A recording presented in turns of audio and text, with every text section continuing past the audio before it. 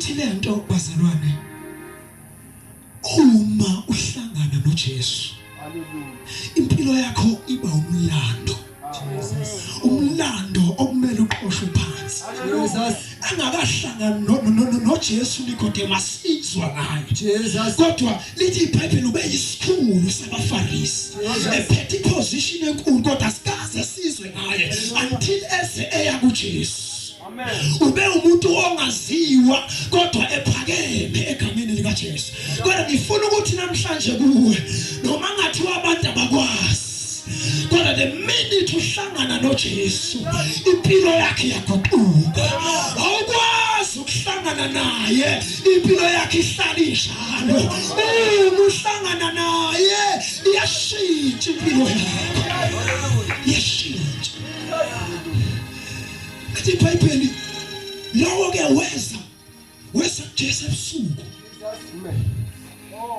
Nginenkinga nje ukuthi kuzo zonke izinsuku nezikhathi kungane ezebusuku ngoba abantu banamohloni ngoJesu.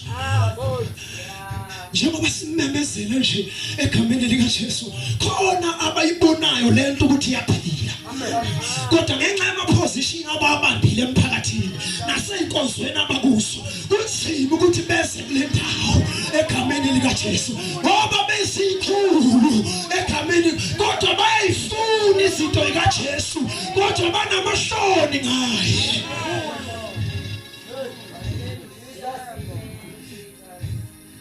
Kodwa ngichazwa istatement salendoda ngakafiki kulokho akushoyo. Ngithanda ukuthi nje kubalekile ukuthi uma uza kuJesu uze nje ube bold and brave.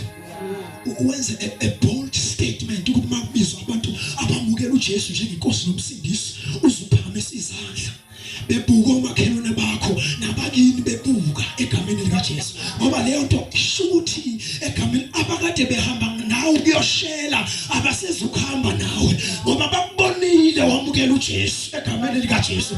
Abakade behamba nawe befuna ukubona ukuthi igaywe ngaphi egameni lika Jesu abasakubizi ngoba bayabona lo usezahlukanisile nathi wamukela inkosi yamakhosi.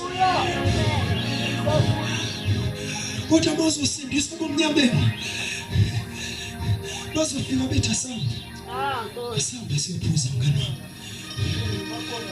wami ngoba babonanga umamukela nasekhaya kuzothi mabizwe usosobala noma umkhize inyanga enkulu egameni lika Jesu nikhothiswa egameni lika Jesu kwakhotha nawe ngoba bazi ukuthi wena usayenze lento egameni lika Jesu. Kodwa the minute umamukela futhi uma unesibindi ngoba ufike ekhaya bantu bakithi sengamukela inkosi manje angisayenzi lento eniyenzayo ngiphila ngomusa kaNkulunkulu. Lithi iBhayibheli isithi ke le ndoda ngiyazi ukuthi ungumprofeti ovela kuNkulunkulu ungumfundisi ovela kuNkulunkulu ngokuba akekho ngenza lezi bonakaliso zenzayo uma uNkulunkulu engenayo. Uma nje siyawazi umlando wamaFarisi sonke ukuthi abenomfuno uJesu abephikisana yonke into uJesu akade yenza kodwa kanti kuleso sixuku samaFarisi khona yedwa obonayo ukuthi khona kwesinye isikhathi ubebeze bethi uJesu ukhipha amadimoni ngenkosi yamadimoni kodwa khona le ndoda ithi hayi akekho umuntu ongenza lezi zinto uma uNkulunkulu engenayo. Lezi zinto ezenziwa uJesu ziwufakazi bokuthi uhamba noNkulunkulu. Uyithi le ndoda mina ngiyabona ufakazi bokuthi lo muntu uhamba noNkulunkulu. Amen.